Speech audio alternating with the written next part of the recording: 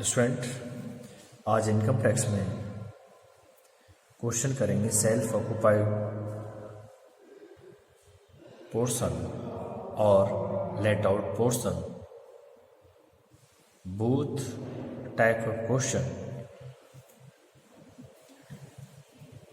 Firstly question को read करते हैं। Mister Harsh Saxena is a member of housing cooperative society in Delhi and resides in half portion of the house,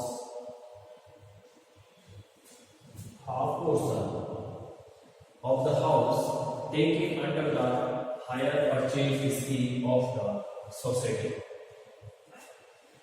Remaining half portion let out at the rate 2000 rupees per month.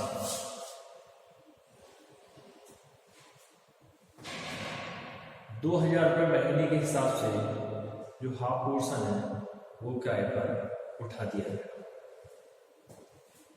Fair rental value of the house is ₹30,000 per annum.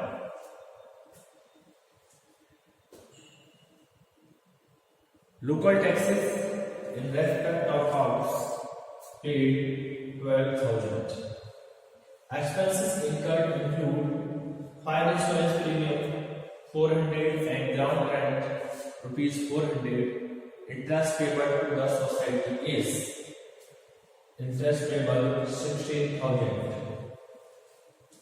Other income of Mr. Saxena is 3,24,000. Calculate क्या करना है? His total income. Student देखिए इस question में half portion स्वयं रह रहा है और हाफ पोर्शन इसने किराए पर उठा दिया गया ₹2000 महीने के हिसाब से। तो एक्चुअल रेंट 1 ईयर का बैठेगा 2000 मल्टीप्लाई 12, ₹24,000 24,000 एक्चुअल रेंट बैठता है 1 ईयर का। 2000 रुपीज के हिसाब से 2000 multiply 12 actual rent 24,000। Fair rental value of the house SSC by the corporation 30,000।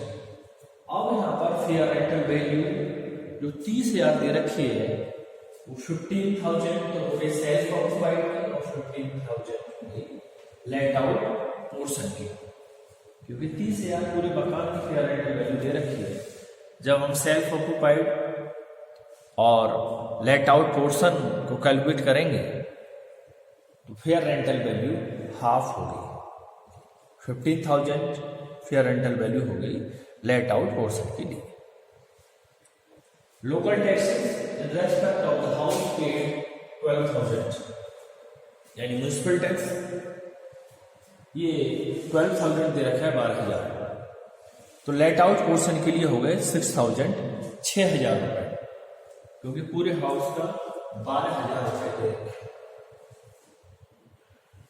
Expenses incurred include the fire insurance premium 400 और ग्राउंड रेंट 400, इनसे कोई मतलब नहीं है, यानी no other expenses is deductible.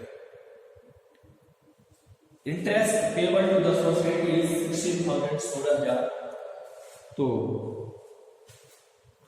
इसका हाफ 8,000 नेट आउट पोर्शन के लिए, और इसकी जो अदर इनकम दे रखी है वो 3,24,000 है। ये इसके टोटल इनकम को कैलकुलेट करा रहा है। तो देखिए इसका solution, computation of income from house property of mister Saxena for the assessment year 2021 to 22। Student firstly calculate करेंगे हम सेल्फ ऑक्युपाइड, यानी annual value of self occupied portion. इसकी ग्रॉस एनुअल वैल्यू मिल होती है जब ग्रॉस एनुअल वैल्यू निल होती है self occupied portion की, तो municipal tax is not deductible, इसलिए इसकी एनुअल वैल्यू भी निल आएगी। जैसे कि हमने यहां पर इसको कैलकुलेट किया, annual value of self occupied portion is nil, less interest on loan, interest on loan 8000, जो क्वेश्चन में इंटरेस्ट पे 160,000 दे रखा है, 8000 हो गए सेल्फ ऑक्युपाइड के लिए, 8000 इंटरेस्ट ऑन लोन, ये हमने हमेशा सेल्फ ऑक्युपाइड हाउस से लॉस आता है, सेल्फ ऑक्युपाइड पोर्शन से हमेशा लॉस आता है, तो loss from self occupied portion, loss from self occupied portion 8,000 रुपए का लॉस हुआ सेल्फ ऑक्युपाइड पोर्शन से, इसको हमने स्मॉल ए ने दे दिया है, स्मॉल ए। बी कैलकुलेट करेंगे gross annual value of the late out portion, जो किराए पर उठा दिया गया है। एक्सपेक्टेड रेंट,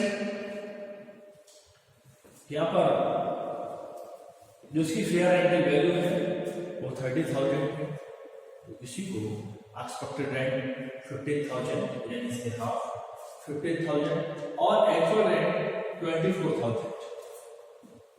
एक्सपेक्टेड रेंट में सुनिए जो इसकी फेयर रेंटल वैल्यू है वो 30,000 है, इससे रिलेटेड ना म्युनिसिपल वैल्यूएशन दे रखी है ना स्टैंडर्ड रेंट है, तो यहाँ पर एक्सपेक्टेड रेंट 15,000 माना जाएगा, यानी 30,000 का हाफ 15,000 रुपए। एक्चुअल रेंट इसने 2,000 रुपए महीने के हिसाब से उठाया है लेट आउट किराए पर, तो 2000 मल्टीप्लाई 12 ये आते हैं 24,000, 24,000 रुपए। Actual rent 24,000, expected rent 15,000। जब हम ग्रॉस एनुअल वैल्यू कैलकुलेट करते हैं, विच एवर इज ग्रेटर, जो दोनों में ज्यादा होगा उसको ग्रॉस एनुअल वैल्यू माना जाएगा। दोनों में ग्रेटर क्या है? 24,000 is gross annual value 24,000 less municipal tax, जैसे इसके फॉर्मेट में मैंने बताया था, less municipal taxes paid proportionate 6,000, municipal tax 12,000 दे रखा है, यानी लोकल टैक्स ये instant local tax in respect of 12,000 12,000, तो लेट आउट पोर्शन कितना हो गया? 6,000, 6,000 रुपए हो गए। 24,000 में से 6,000 को माइनस किया, 18,000 आता है का एनुअल वैल्यू। एनुअल वैल्यू आ गया 18,000। ग्रॉस एनुअल वैल्यू में से हम म्युनिसिपल टैक्स को माइनस कर देते हैं, तो एनुअल वैल्यू आता है 18,000 लेस डिडक्शन एडमिसिबल, जिसके 30% ऑफ एनुअल वैल्यू, इसके फॉर्मेट जो मैंने बताया था 30% ऑफ एनुअल वैल्यू, तो 18,000 का 30% कैलकुलेट करेंगे आएगा 5,400, 5,400 रुपए। 18,000 का 30% कैलकुलेट करेंगे तो 5,400 रुपए। फिर interest payable to the society, ये 16,000 था, interest payable to the society 16,000, इसका हाफ 8,000, जो यहां पर भी 8,000 लिया था, 8,000 ये आया लेट आउट पोर्शन के लिए। ये डिडक्शन से इसके दोनों को डिवाइड किया, 13,400, 13,400 की बैठती है डिडक्शन। एनुअल वैल्यू में से 13,400 को माइनस किया, माइनस करने के बाद 4,600 रुपीज आते हैं income from let out portion, यानी जो हमने किराए पर उठाया था उससे इनकम हुई हमें 4,600 रुपए की। जो मकान हमने जो पोर्शन किराए पर उठाया था उससे इनकम हुई 4,600, 4,600 और जिसमें सेल्फ ऑक्युपाइड पोर्शन से 8,000 का लॉस हुआ था। लॉस ज्यादा है, इनकम कम है, तो फिर लॉस हुआ, लॉस फ्रॉम हाउस प्रॉपर्टी। इसको हमने बी नेम दिया इसमें, B. A loss from self occupied portion, B income from let out portion. Loss ज्यादा है, इनकम कम है, तो loss from house property A minus B. A 8,000 minus 4,600 यानी 3,400 का लॉस हुआ, 3,400 रुपए का लॉस हुआ। अब वो फाइंड आउट करा रहा है कि इसकी टोटल इनकम कितनी है। टोटल इनकम हमें फाइंड आउट करना है। Mister Saxena other income of mister Saxena 3,24,000, 3,24,000 की अदर इनकम है, और इनकम फ्रॉम हाउस प्रॉपर्टी की बजाय लॉस हुआ है।